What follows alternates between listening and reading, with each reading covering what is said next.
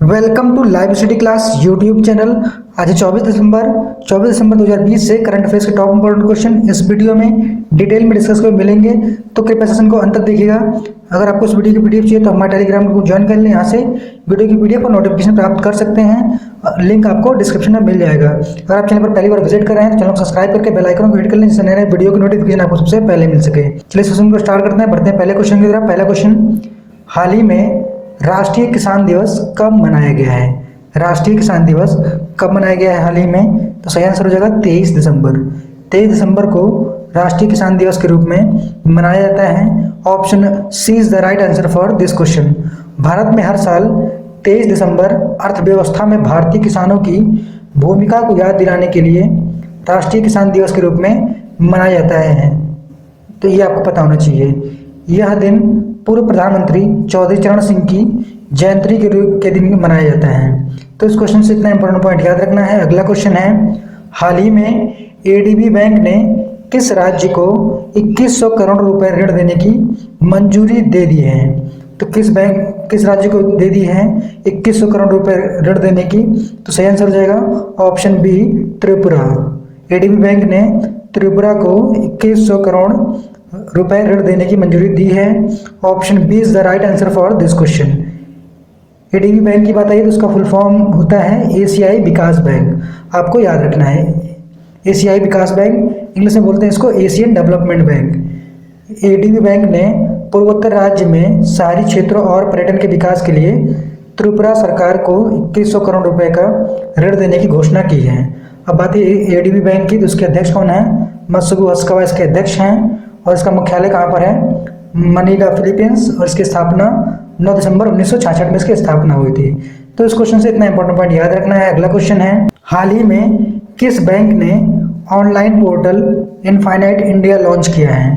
तो किस बैंक ने लॉन्च किया है online portal infinite India?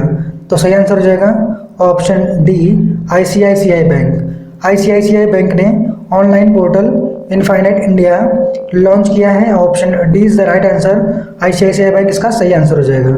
ICICI bank ने विदेशी कंपनियों को भारत में व्यापार स्थापित और विस्तार की मदद के लिए इनफाइनाइट इंडिया नामक एक ऑनलाइन पोर्टल लॉन्च किया है।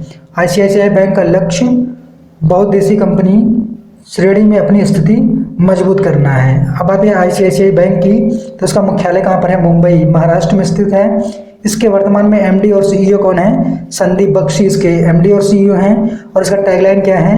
हम है ना, ख्याल आपका।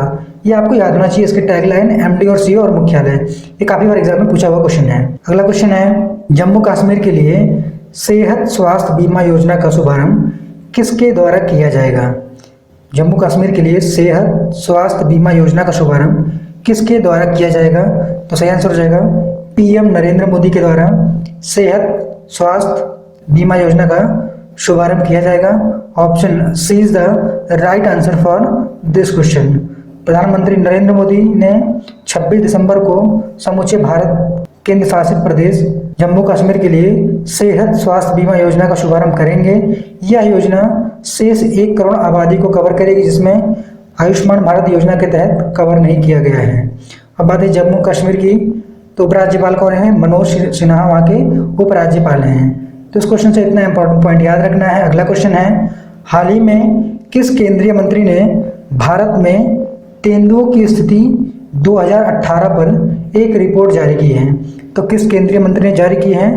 पर्यावरण मंत्री प्रकाश जावड़ेकर ने भारत में तेंदुओं की स्थिति 2018 पर एक रिपोर्ट जारी की है। Option A is the right answer for this question. इस रिपोर्ट के अनुसार 2014 के से 4 वर्षों में भारत में तेंदुओं की आबादी 60% की वृद्धि हुई है।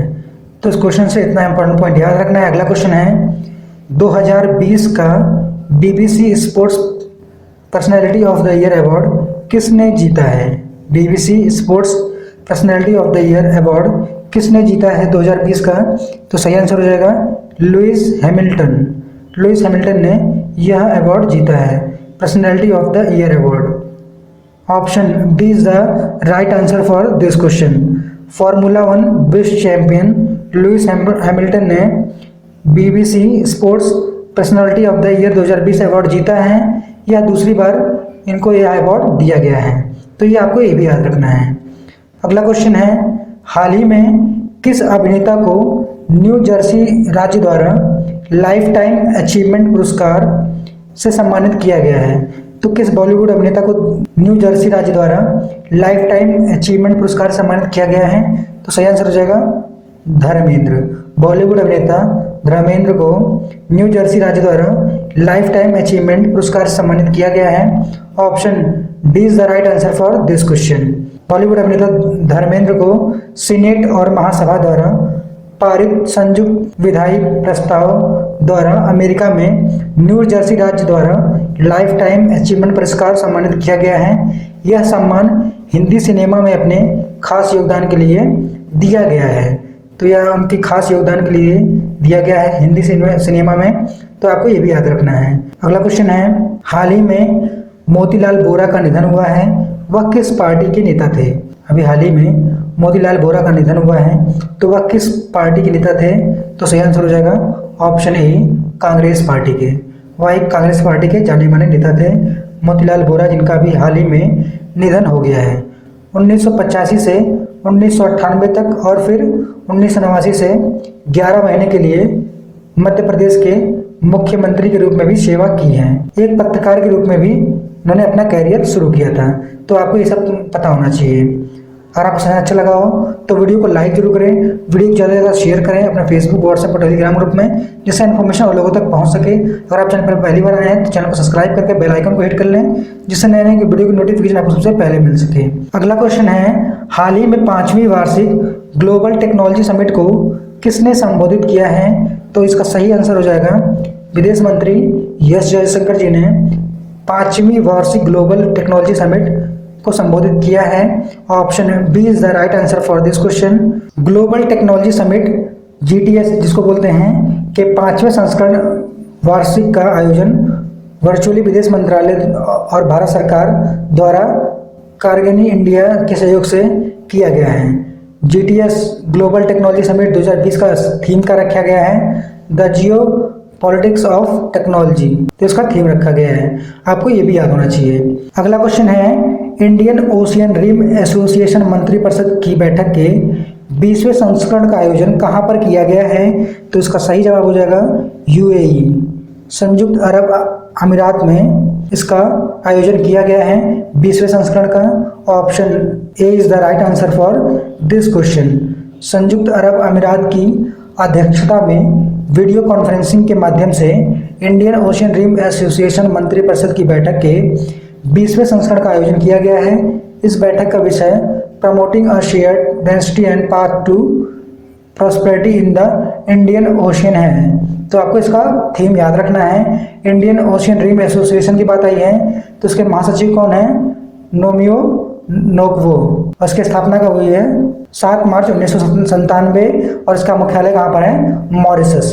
तो इस क्वेश्चन से इतना इंपॉर्टेंट पॉइंट याद रखना है। अगला क्वेश्चन है, हाल ही में RBI ने किस बैंक का प्रतिबंध 3 महीने के लिए बढ़ाया है? अभी हाल ही में RBI ने किस बैंक पर लगा हुआ प्रतिबंध 3 महीनों के लिए और बढ़ा दिया गया है? तो सही आंसर हो जाएगा option C, PMC bank. Punjab और महाराष्ट्र कोऑपरेटिव बैंक का प्रतिबंध 3 महीने के लिए RBI ने और बढ़ा दिया है। तो आपको याद रखना है option C is the right answer. कौन सा बैंक है? पंजाब और महाराष्ट्र कोऑपरेटिव बैंक, जिसको शॉर्ट फॉर्म में PMC बैंक भी बोलते हैं। भारतीय रिजर्व बैंक ने पंजाब और महाराष्ट्र कोऑपरेटिव बैंक पर लगाए गए प्रतिबंधों को 31 मार्च 2021 तक 3 महीने के लिए बढ़ा दिया गया है।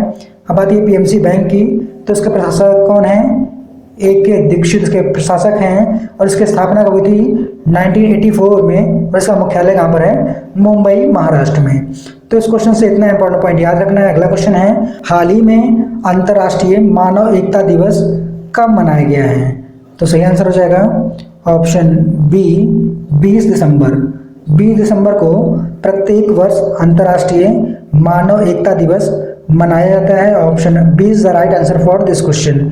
यह हर साल 20 दिसंबर को विविधता में एकता को चिन्हित करने और एकजुटता के महत्व के बारे में जागरूकता बढ़ाने के लिए विश्व स्तर पर मानव एकता दिवस मनाया जाता है। इसको बोलते हैं इंटरनेशनल ह्यूमन सॉलिडेरिटी डे, इसको बोलते हैं। आपको ये भी याद रखना है। पिछले वीडियो में पूछे क्वेश्चन का सही जवाब हो जाएगा, हाल ही में नए डिजिटल भुगतान ऐप डाक पे किसके द्वारा लॉन्च किया गया है? तो इसका सही आंसर हो जाएगा इंडिया पोस्ट पेमेंट बैंक के द्वारा नए डिजिटल भुगतान ऐप डाक पे लॉन्च किया गया है।